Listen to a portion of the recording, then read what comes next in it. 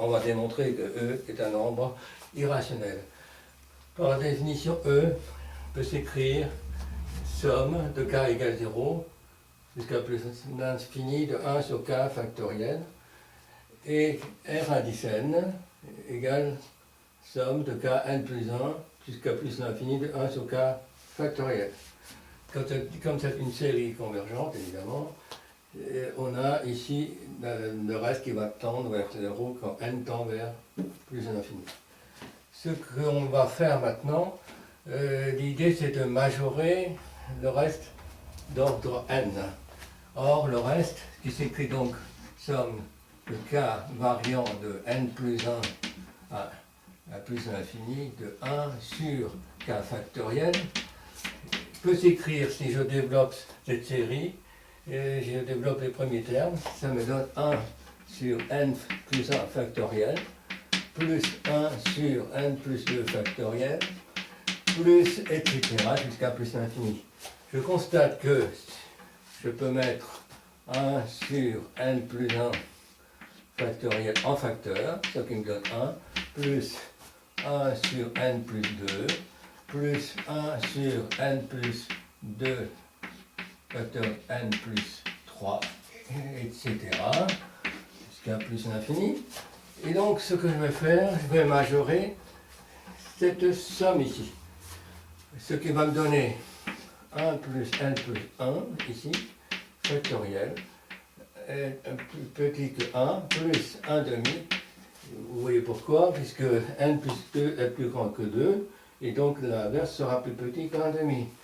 Pareil ici, on peut dire que ça, c'est plus petit que 1 sur 2 au carré, c'est facile à montrer. Il suffit de dire que n plus 2 multiplié par n plus 3 ici est plus grand que 2 au carré. Et donc l'inverse sera plus petit, sera plus grand, pardon. Hein. Ce qui me donne par la suite ceci.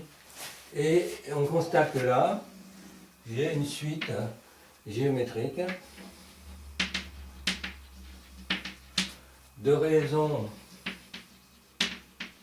1 demi, donc convergente,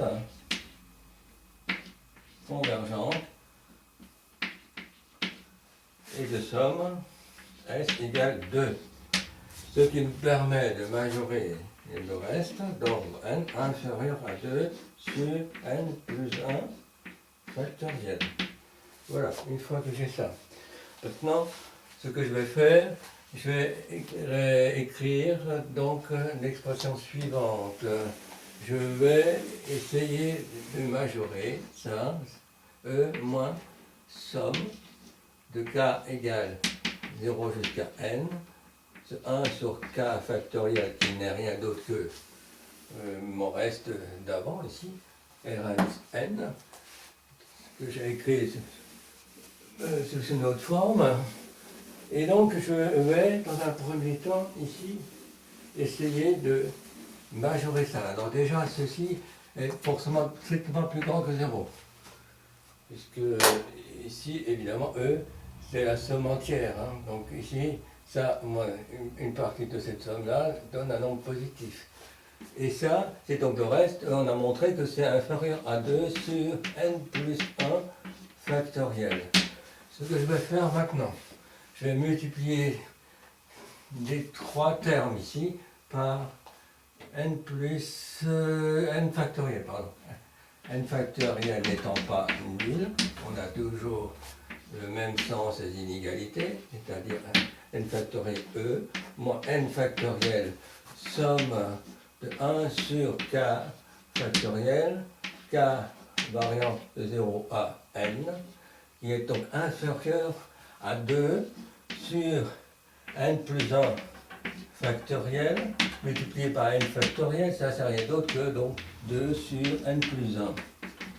Bon, ce qui fait que je constate que cette expression-là, ici, là, je peux majorer par un terme qui tend vers 0 quand n tend vers plus l'infini. Donc, maintenant je vais essayer de raisonner par l'absurde. Mais avant ça, je vais quand même remarquer la chose suivante, que Or, n factoriel, somme de k égale 0 à n, de 1 sur k factoriel, ça c'est un entier. Pourquoi? Parce que si vous regardez bien ici, si vous développez la somme ici, on voit aisément que ici ça fait 1, ici 1, ensuite, donc k égale 0, 0 factoriel c'est 1, 1, si k est égal à 1 factoriel c'est 1, après si k égale 2, donc ça fait ici 1 demi, etc. Après 2 factoriel, pardon, oui ça fait 2 de toute façon, et ici 3 factoriel, etc. C'est-à-dire que si je regarde ici, comme k varie donc de 0 jusqu'à n factoriel ici comprend tous les termes enfin ici jusqu'à pardon 1 sur n factoriel. Donc si je multiplie tout par n factoriel, ici ça donne un entier, ça donne un entier, ça et ça donne un entier, etc. On voit bien que tout ça c'est un entier. Alors une fois que j'ai remarqué ça, je vais écrire ici mon expression ici, je reprends plutôt celle-là, cette expression-là, et je vais maintenant faire un raisonnement par l'absurde, et je vais supposer que, supposons que E est un nombre rationnel. Ce qui veut dire qu'on va supposer que E peut s'écrire sur la forme P sur Q, avec P et Q entier. Et Q, bien sûr, différent de 0. Alors, l'inégalité, enfin les inégalités ici me donneront la chose suivante, si je multiplie par Q, qui est non nul. 0 fois Q, donc donne 0, fois Q, n factoriel, E, moins Q, n factoriel, somme de 1 sur K, K égale 0 à N, inférieur à 2Q sur N plus 1. Bon, ce que je vais faire ensuite, pardon, j'ai multiplié par Q, hein, donc ça veut dire que dans mon expression, j'aurais dû mettre avant ça, pardon, excusez-moi, je vais effacer pour être plus clair, je vais remplacer d'abord E par P sur Q. N factoriel P sur Q, moins N factoriel somme de 1 sur K factoriel K égale 0 sur N, inférieur à, donc 2 sur N plus 1, est supérieur à 0. D'accord? Maintenant, je vais multiplier tout par Q, qui est non nul, donc les inégalités restent dans le même sens. Donc 0 fois Q, ça fait 0. Là, ça va me donner N factoriel fois P. Et là, ça va me donner donc Q, N factoriel, somme de K égale 0 à N, 1 sur K factoriel, inférieur à 2Q sur N plus 1. Voilà. Alors, une fois que j'ai ça, il s'agit maintenant de montrer qu'on arrive à une contradiction. Eh bien, je vais effacer tout ça. Ce qui va me donner la chose suivante. Et je garde que les inégalités qui m'intéressent ici, là, c'est-à-dire la dernière. Eh bien, je constate la chose suivante. Qu'on obtient, ici, j'aurais écrit mes inégalités. Voilà. Q, N factoriel, somme de 1 sur K, factoriel K égale 0 à N, inférieur à 2Q sur N plus 1, supérieur à 0 strictement. Je constate la chose suivante. Si je prends la limite en N tend vers l'infini. Alors, si N tend vers l'infini, ça tend vers 0. Quand N tend vers l'infini, plus l'infini. Mais je constate que ça, on l'avait montré avant, ça c'est un nombre entier. Donc on aura la chose suivante ici. On a n factoriel qui est un nombre entier, fois p qui est un nombre entier, donc tout ça est un nombre entier.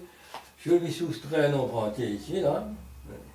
Et q est entier, tout ça c'est un nombre entier. Donc toute cette expression-là est un entier.